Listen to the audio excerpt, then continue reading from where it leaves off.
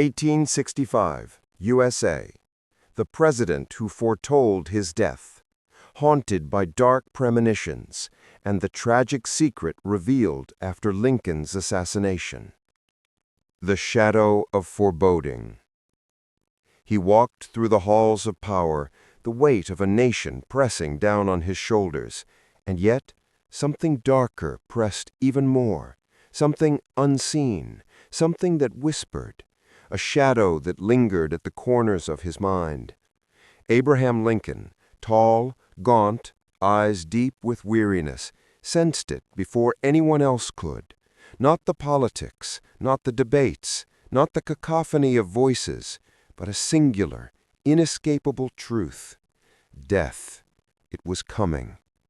He spoke of it quietly to those he trusted, voices hushed in candlelit rooms where secrets and fears intertwined. "I do not expect to survive my second term," he confessed, a statement that could have seemed absurd, preposterous even, to the men around him, their faces hard with skepticism or perhaps disbelief. But Lincoln's gaze did not waver. His intuition was a blade, slicing through the noise of worldly concerns. It whispered in the silence, in the quiet hours before dawn, before any hint of tragedy revealed itself. Every step he took seemed haunted. Every shadow in the White House corridors seemed to stretch and bend unnaturally, as if anticipating the inevitability he could not yet name. He spoke less of strategy, less of speeches, less of treaties. The air around him thickened, a palpable tension that no one else could see, but which many would later feel in memory, like an echo of doom. It began subtly, small portents that others might dismiss, letters mislaid, faint chills that crept along the spine, and the restless dreams that kept him awake through countless nights. He would awaken, heart pounding, staring at the ceiling, haunted by visions of a theater, of darkness, and of someone entering quietly from behind, bringing an end that no shield or counsel could prevent. In the minds of others, he was the resolute leader, the man who could not be bent, who carried the Union as a shield upon his back. But in private, in the dimly lit rooms where only trusted aides could linger, Abraham Lincoln confided his dread. It was a dread not of ordinary concern, but of something prophetic, something terrifyingly intimate. He felt the brush of fate against the thin fabric of his own mortality. Friends and confidants remember his words, recorded in diaries and letters. Moments of quiet, yet weighty pauses that lingered longer than polite conversation allowed. "I do not expect to live to see the end of this term," he said, and the sentence hung in the air like smoke, curling into corners, settling into the minds of those who heard it. There was no boast in it, no plea, only the serene acceptance of a truth that seemed to have marked him from the start. This awareness of death became a constant companion. It accompanied him as he walked along the Potomac, observing the city and its people, as if to measure what he would leave behind. Children played in the streets, unaware. Soldiers marched, unknowing. And yet the quiet premonition lingered, shaping his actions in subtle, almost imperceptible ways. He paused longer in moments of reflection, listened more intently to reports, and weighed decisions with an unspoken gravity that hinted at his awareness of an approaching end. Some historians suggest this was merely intuition, an acute sensitivity honed by years of observing human behavior, politics, and the ebb and flow of war. But the accounts of those closest to him paint a different picture. A man not merely perceptive, but almost haunted, foreseeing with uncanny clarity an event that would alter history and claim him in its finality. He joked at times, as a man might to mask his fear. Yet even in jest, the undercurrent of mortality ran through his words like a river of cold, clear water, unstoppable and inexorable. Each laugh, each gesture contained a shadow. Each smile carried the weight of inevitability. The theater of the world played on around him, yet he alone seemed aware of the final act. On quiet evenings, when the White House lamps glowed softly and the streets beyond were silent, he would retreat to the solitude of his chambers. There, in that privacy, the premonition became almost tangible. He wrote letters, half-finished, addressed to loved ones, as though preparing them for a future he could not escape. He reflected on mortality with the calm of a man conversing with a friend. Death was not a stranger. It was an intruder already at the door, knocking softly, waiting for the appointed hour. Even the mundane carried significance. A misplaced pen, a sudden gust of wind through the window, a portrait that seemed to gaze back at him with more understanding than a person could muster, all were interpreted in his mind as signs, small threads in a vast tapestry of fate. Those who tried to dismiss them were often silenced, not by words, but by the intensity of his presence, by the quiet force of his conviction that the end was near. And yet, life went on around him. The machinery of government, the debates in Congress, the endless stream of visitors, all moved forward, oblivious to the shadow following him. The Civil War still raged in many hearts, though formal battles had ceased. The reconstruction of a fractured nation demanded attention, yet he could not shake the persistent whisper of destiny. He confided in friends, he pondered alone, and he took note of every fleeting instinct. A letter to a close adviser once reads as though it were torn from a diary of fate. I feel that my term will not last, that forces beyond our comprehension are already in motion. It is chilling, not because it predicts with certainty, but because the calmness with which he accepts it gives the words an almost supernatural weight. The public, unaware, saw only the tall figure, the thoughtful eyes, the solemn humor. But behind closed doors, the darkness pressed closer. Those who witnessed these private moments often described a disquiet that could not be explained, an aura, a premonition, an uncanny awareness that the man they admired knew something they could not yet perceive. And so, the stage was set. A leader burdened not just by the governance of a nation, but by the knowledge, unspoken, unshakable, of his impending death. The threads of history and fate intertwined, drawing inexorably toward a climax that would stun the world and echo through the centuries. Whispers of fate, and the shadow deepens. The days grew shorter, and the air around the Capitol felt heavier, almost viscous, pressing down upon the city and seeping into the walls of the White House. Lincoln moved through it as if walking through a dream where shadows lingered just beyond the edges of perception. Every conversation, every handshake, every smile from a visitor seemed muted, filtered through a veil of foreboding that only he could sense. There were moments when he would stop mid-step, eyes narrowing, listening to something invisible, something that hummed beneath the surface of ordinary life. It was in those quiet, almost imperceptible pauses that the true weight of his premonition became evident. The shadow of death was not a distant threat, nor an abstract concept. It was intimate, suffocating, like a presence that breathed alongside him. His mind, ever analytical, catalogued the signs, yet instinctively understood that no logic could unravel this. This was not politics. This was not war.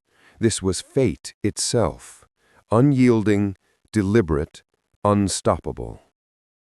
Even those closest to him began to notice a change. Mary Todd Lincoln, his devoted and complicated wife, whispered her concerns in the privacy of their chambers. She spoke of his restless nights, the deep lines that etched themselves deeper into his face, the way his eyes seemed to see things no one else could. She tried to soothe him, offering laughter, tea, gentle words, but there was no relief. The shadow would not be stilled. It clung to him, an unseen companion that stalked him relentlessly, silent but omnipresent. Every day, the premonition manifested in subtle, almost grotesque ways. Letters arrived with messages delayed or misdirected. A courier would falter and spill ink across a paper that carried vital news.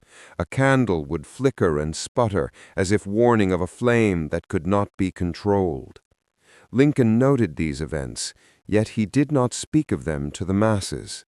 To the public, he remained the composed, towering figure of authority, the man whose wisdom shaped nations. But in the quiet corners of his life, he prepared for an end that no one else imagined. The political world surged around him, oblivious to the personal tempest within the president's mind. Congress debated, factions maneuvered, newspapers filled the streets with headlines and commentary. To any observer, he was merely contemplative, thoughtful, perhaps somber. But to those who glimpsed the shadow behind his gaze, the weight of inevitability was undeniable. Lincoln carried it like a cloak, heavy and suffocating, brushing against every aspect of his life, reshaping moments into portentous omens. He began to speak more of mortality in hushed tones, as if confiding in the wind.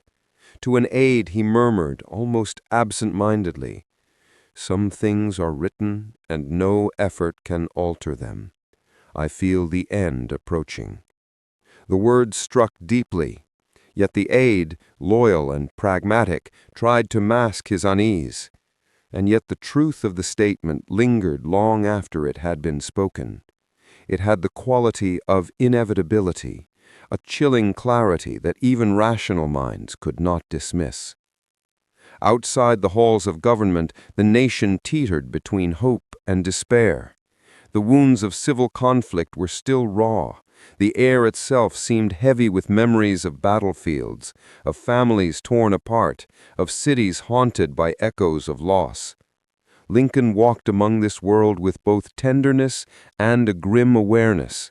He saw what others could not: the fragility of life, the abruptness with which it could end, the delicate thread upon which destiny balanced. And he knew, deep in the marrow of his bones, that his own thread was near its final twist. Even in moments of levity, the shadow lingered. At a cabinet meeting, a laugh would be cut short by a sudden chill that no fireplace could warm. A joke meant to lighten the mood would hang in the air uncomfortably, as though some unseen presence had strained the atmosphere, taut, like a bowstring drawn and ready to snap. Lincoln himself would smile, nod, appear at ease, but the lines around his eyes betrayed a tension that refused to dissipate. He found solace only in reflection and in small private acts of preparation.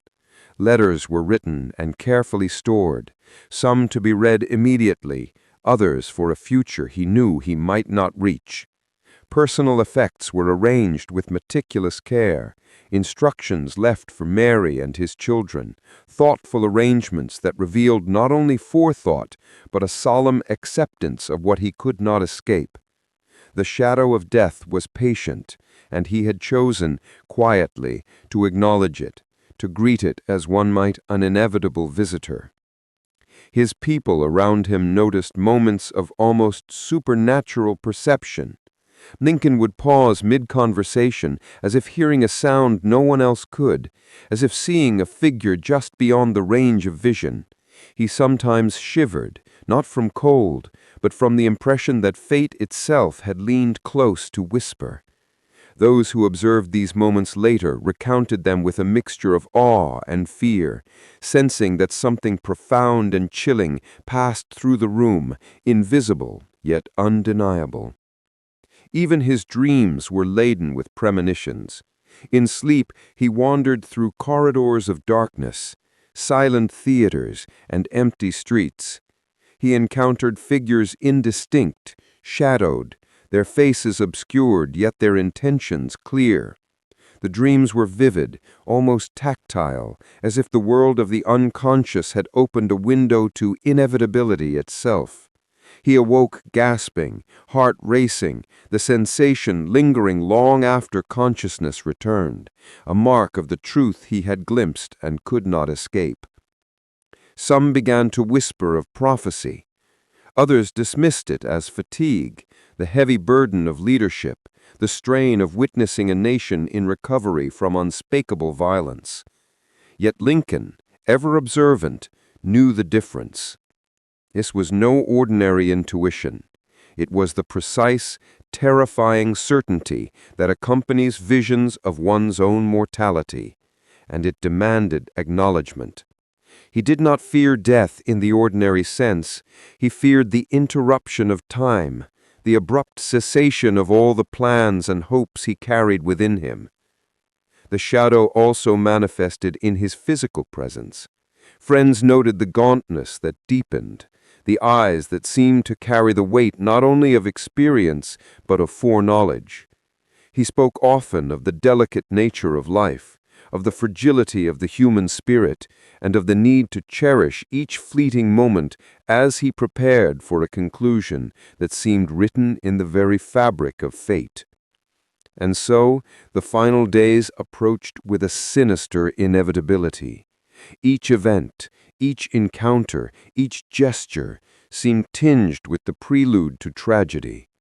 The speeches he delivered, the appearances he made, the simple walks through Washington, all carried with them an undercurrent of darkness, an invisible thread pulling toward a point none could yet perceive. Yet, amid the shadow, there was still resolve. Lincoln pressed forward, carried by duty, by love for his family, and by the unyielding sense that, though he walked to death, he could do so with purpose, with dignity, with the quiet courage of a man who understood that some forces, no matter how powerful, no matter how feared, could not be altered. And so the city continued unaware, the people continued their lives, the world moved inexorably forward, and all the while the shadow grew longer, stretching silently, invisibly, as though marking time until the inevitable hour when fate would make itself known, when premonition would converge with reality, and when history would witness the end of a life whose premonitions had foretold its own conclusion. The final week and the looming shadow. The city of Washington stirred with the normal rhythms of life, yet beneath the clamor and chatter, an unseen weight pressed, an invisible hand tightening around the very air. Abraham Lincoln moved among it all with deliberate steps, yet each movement carried the gravity of the knowledge he could not unlearn. Each hand he shook, each smile he offered, each word he spoke, they were acts performed under the silent, omnipresent gaze of fate. In the final week of his life, the shadows deepened. Cabinet meetings stretched longer, every discussion seeming more trivial in the face of inevitability. He listened, he advised, he nodded, yet his mind often wandered to darker corridors, places unspoken and unshared. He imagined the theater of a nation in mourning, the faces of those he loved contorted in grief, the world slipping from his grasp as the final hour approached. And yet he moved with quiet dignity, the mask of the resolute leader firmly in place, while the whisper of premonition threaded through his every thought. Mary Todd Lincoln noticed the changes most acutely. In private, she observed him staring into space for moments that stretched like eternity, eyes distant yet piercing. She tried to comfort him, gently urging him to rest, to eat, to step away from the burdens of office, but there was no respite. The shadow followed relentlessly. It was a presence neither temporal nor spatial, but insistent, tangible in ways only he could perceive. It seemed to breathe with him, to measure the beats of his heart, to trace the contours of his destiny. He spoke in fragments to trusted aides, whispers that carried the weight of forewarning. "There are forces that cannot be swayed," he murmured one evening as the lamplight flickered across the polished wood of his desk. "They move through time, through space, through the very flesh of the world. I feel them, I know them, and I cannot escape them." The words, like the wind through a hollow chamber, left a shiver in the bones of those who heard them. Some dismissed them as poetic, others as the musings of a man burdened beyond measure. But the truth, the raw, unvarnished truth, was inescapable, pressing, inevitable. Even the small acts of daily life were touched by the shadow. The pen he lifted to sign documents felt heavier. The letters he read seemed imbued with a strange, haunting significance, as if each word had been chosen by some unseen hand to mark time, to record the passage toward an unavoidable conclusion. Every footstep along the corridors of the White House seemed to echo with a resonance not of sound, but of destiny itself, a slow, deliberate beat counting down the moments left. Visitors arrived with business and protocol, yet Lincoln's attention often drifted. His mind traveled elsewhere, slipping past the present, peering into a future only he could perceive. He saw the stage of a theater, the folds of a curtain, the shadowed figures poised to strike. He saw the faces of loved ones, frozen in grief and disbelief. And he saw himself, a silent observer of the end, aware yet powerless to intervene. Sleep offered no release. In dreams he wandered through empty streets and theaters alike, corridors dark and winding, whispers of voices that were not there, eyes that watched from corners where no human could stand.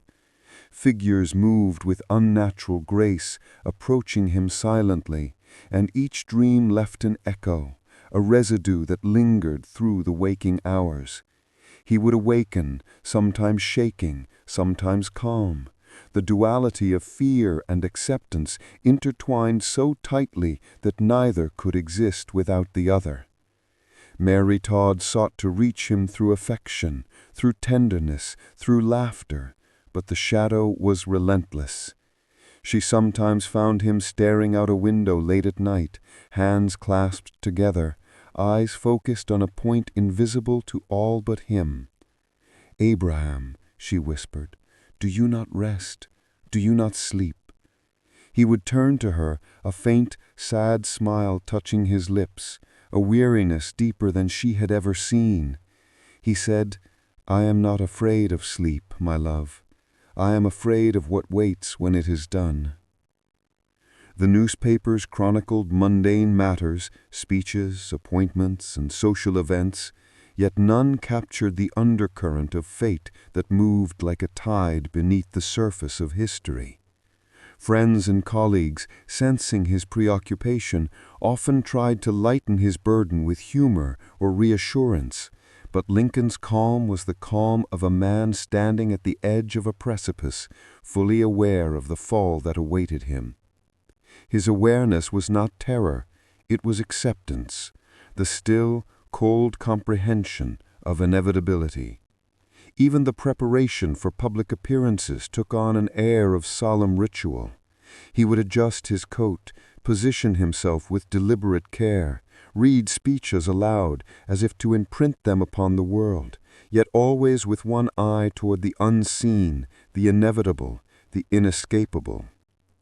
Each gesture carried a weight beyond protocol. Each word was a ripple in the vast unseen currents of destiny, as though the world itself were listening and he alone understood the significance of its rhythm. On the evening of April 13, 1865, the shadow was thick around him. He attended Ford's Theater, the performance unfolding with all the ordinary gaiety of society, yet Lincoln could feel the threads of fate weaving tightly around him, tightening imperceptibly. The laughter of the crowd, the music, the stagecraft, all were distant, muffled by the soundless drumbeat of inevitability.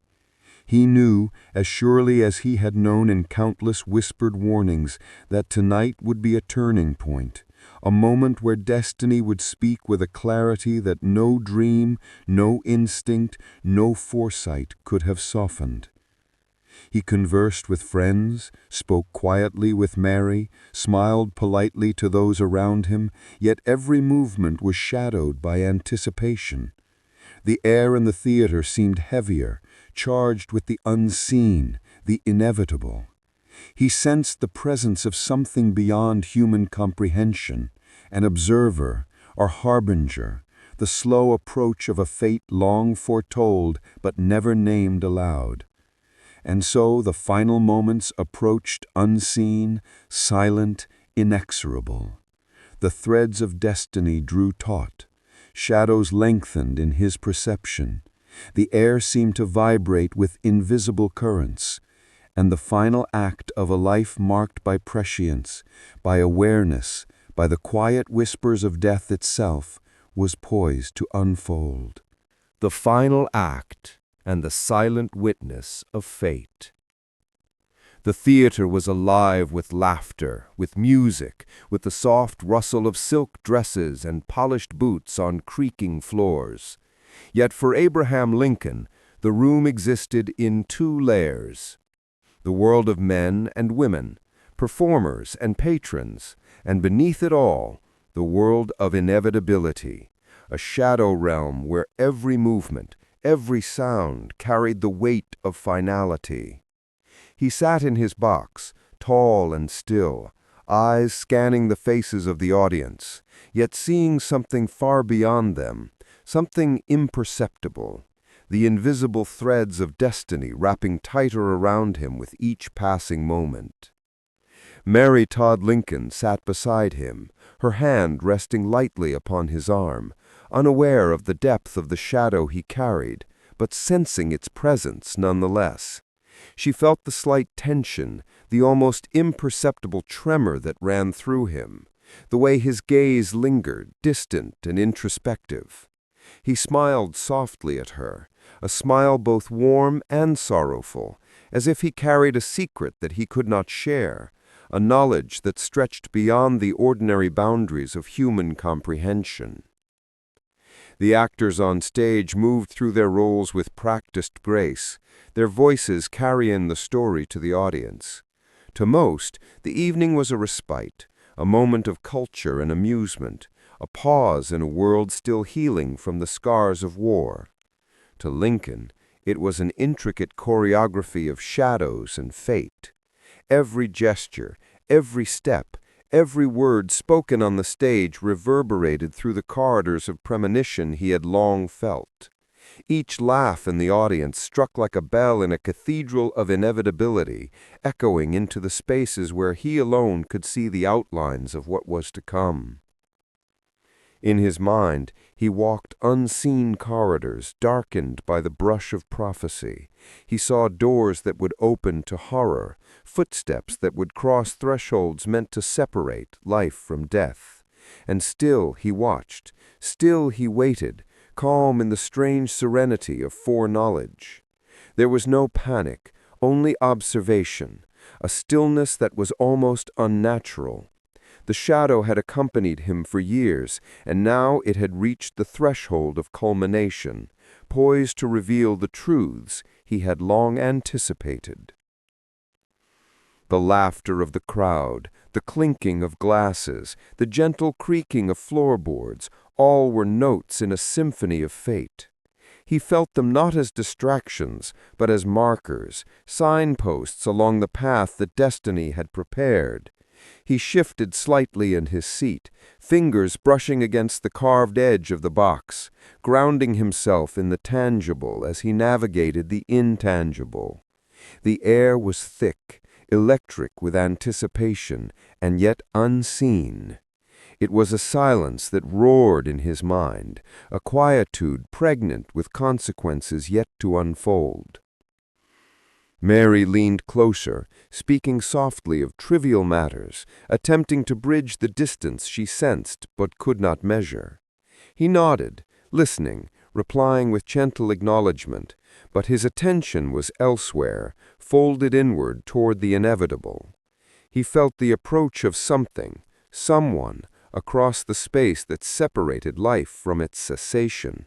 He did not flinch. He did not move. He merely observed, silent, aware, present in body but elsewhere in consciousness, where only he could witness the threads of destiny converge. The play continued, the actors performing with skill and charm, oblivious to the drama unfolding not on stage, but in the invisible theater of fate. Lincoln's eyes flickered toward the doorway, toward the path that had been traced long ago by the shadow he carried. He did not speak. He did not warn. The knowledge was too precise, too final. Some forces could not be altered. Some events could not be forestalled. He had known this truth for weeks, for months, perhaps even years, that life sometimes bends not to reason, but to inevitability. And then it happened. The quiet intrusion, subtle at first, almost imperceptible. A figure moved with practiced precision, a hand reaching, a weapon raised, a shadow falling across the threshold between life and death. To the untrained eye, it was swift, almost mundane in its execution. To Lincoln, it was the moment he had seen in dreams, in quiet reflection, in whispered premonitions that had haunted his waking hours. Time seemed to stretch and condense simultaneously. He was both there and elsewhere, observing, accepting, confronting the reality he knew was coming. The gun fired. A sound that shattered the veneer of reality, echoing in 1,000 invisible corridors simultaneously. The world of laughter and applause, of music and chatter, fractured into a singular point of horror. Mary's scream, distant yet immediate, was carried on the currents of fate. The shadow had finally revealed itself, and Lincoln, serene in its presence, received it as one who has long anticipated the inevitable. He slumped forward, a graceful surrender to the currents that had guided him for months, years. The audience erupted in confusion and terror, yet in his mind all was clear. The premonition, the shadow, the whisper of mortality, all converged in that singular, tragic instant. The threads of destiny had drawn tight, and he had been both observer and participant, witness to the culmination of a life lived under the quiet, relentless pressure of foreknowledge. Mary fell to his side, her cries echoing into the chambers of the heart, her grief immediate and raw. Others surged forward, faces twisted with horror, hands extended, voices raised. The theater became a tableau of panic and disbelief. Yet Lincoln's mind remained calm, detached in the strange serenity of acceptance. Death had arrived as he had known it would. It was precise, inescapable, inevitable. And yet, even in this final moment, he was aware, lucid, almost detached, observing the effects of his absence on the living world around him. The aftermath unfolded with chaotic swiftness. Doctors, guards, patrons, and friends crowded around him, their hands fumbling, their voices overlapping, their emotions raw and unfiltered. Mary clung to him, her sobs piercing through the layers of tragedy that filled the room. Yet Lincoln remained, even in death, the embodiment of the calm premonition he had carried. His life had been marked by awareness of the inevitable, and now, in its final manifestation, he was both present and absent, a silent witness to the grief and confusion that would ripple outward, shaping history in ways he had long foreseen. And as the world outside the theater reacted, as news spread across the city, across the nation, across time itself, the premonition that had haunted Lincoln's days became legend. Friends recounted his words, his private statements, the quiet whispers that had foretold this very hour. Historians later chronicled the accounts with careful notation, piecing together the fragments of insight and foresight that had led to this moment. The shadow he had carried, the knowledge he had borne, had been validated in the most tragic and precise manner imaginable. Death, when it arrived, was both immediate and eternal. The life that had walked with shadows, that had sensed the currents of fate, that had acknowledged the inexorability of destiny, had reached its appointed hour. And as that hour arrived, the world glimpsed the profound depth of foreknowledge, the terrifying clarity of premonition, the eerie beauty of a man who had seen his end and had faced it with the quiet courage of understanding. Even in the chaos that followed, the echo of his awareness persisted. The whispers of forewarning, the premonitions, the shadowed corridors of inevitability, all became part of the fabric of memory, entwining themselves with the narrative of a nation, the story of a man who knew, and yet could not escape. Echoes of fate and the haunting legacy. The nation wept. The streets of Washington filled with murmurs of shock, grief, disbelief. In every home, in every public square, in every whispered conversation, the name of Abraham Lincoln became a somber refrain. The life that had walked among the living while carrying the shadow of premonition had ended, leaving behind a vacuum that no words could fill, no consolation could soothe. Yet in the hearts of those who had known him intimately, in the chambers of history that would come to study him, there lingered a deeper, almost supernatural awareness. He had foreseen it all. Mary Todd Lincoln, her grief raw and unrelenting, carried a private knowledge of the shadows her husband had borne. She remembered the quiet pauses, the distant stares, the whispered words he had shared only with those he trusted implicitly. She understood with a shattering clarity that the inevitable had been met not by chance, but by a life lived in constant communion with the currents of fate. The knowledge of his death had been a burden he bore in solitude, a truth he carried with dignity, a premonition that had guided his final steps. Across the nation, newspapers chronicled the event with a mixture of reverence and horror. Headlines screamed tragedy, while editorials speculated on causes, consequences, and conspiracies. Yet beneath the surface of reportage, beneath the printed words, lingered the whispers of something more, the eerie sense that Lincoln had always known. Friends recounted his statements. Letters and journals revealed the careful acknowledgement of mortality. And historians later pieced together the premonitions he had voiced in hushed tones. The shadow of his foresight was undeniable, a chilling testament to the intersection of human intuition and inexorable destiny. Those closest to him spoke of his calm in the face of the unimaginable.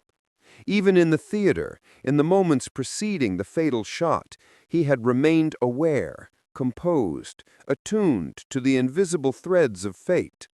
The bullet, the sudden collapse, the scream of Mary, the chaos that erupted, all were the final notes in a symphony he had long heard in his dreams.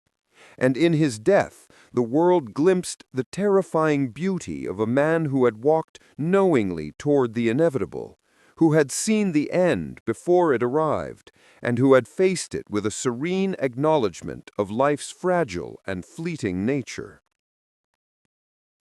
As the days passed, the echoes of premonition rippled outward. Officials in Washington whispered of the president's unusual contemplations, of moments where he seemed to glimpse beyond the temporal, of times when his words carried the weight of prophecy. Citizens who had interacted with him noticed an intensity in his gaze, a depth that once was enigmatic, but now seemed filled with hidden meaning. The legacy of foresight became intertwined with the narrative of his leadership, lending an almost mystical dimension to the memory of Abraham Lincoln. In private reflection, Mary Todd grappled with the duality of grief and revelation. She mourned the loss of a husband, a partner, a confidant.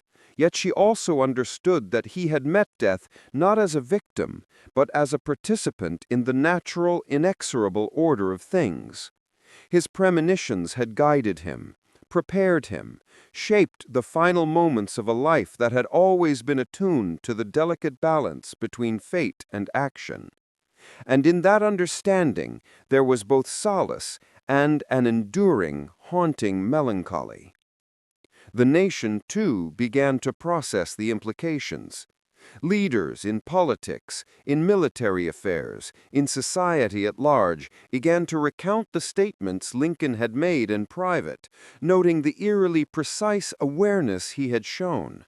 Some dismissed it as intuition, others as heightened sensitivity born of immense stress and responsibility. Yet the accounts were consistent, detailed, and persistent. Historians later marveled at the prescience evident in diaries, letters, and recollections, acknowledging that Lincoln's consciousness had been deeply attuned to the currents of mortality, to the inevitability that none could escape.